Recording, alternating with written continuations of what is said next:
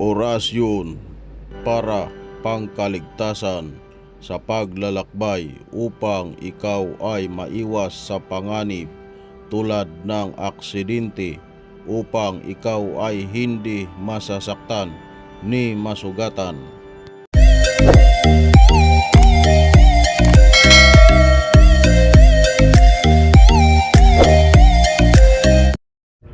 Kung kayo ay palaging nasa biyahe, dapat mayroon kayong ganitong uri ng dasal upang kayo ay maligtas sa kapahamakan.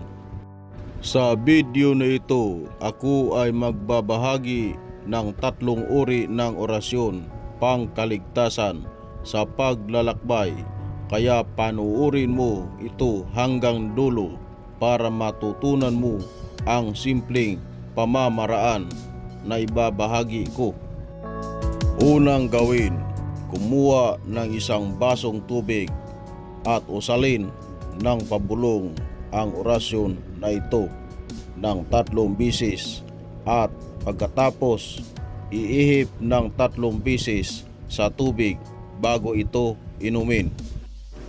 Pwede rin iihip sa sarili kung wala kayong tubig.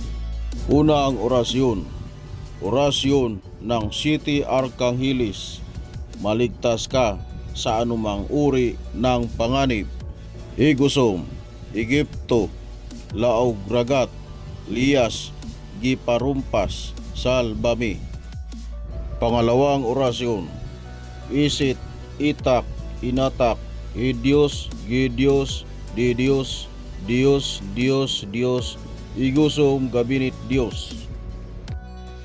Pangatlong orasyon: Sancti Cruci Pater Benedicti, Sancti Cruci Benedictum, Sancti Cruci Pater Benedictum, Ave Maria Leopos.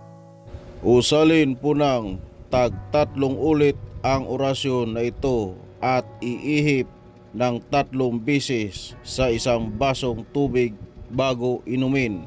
Pwede rin iihip sa sarili.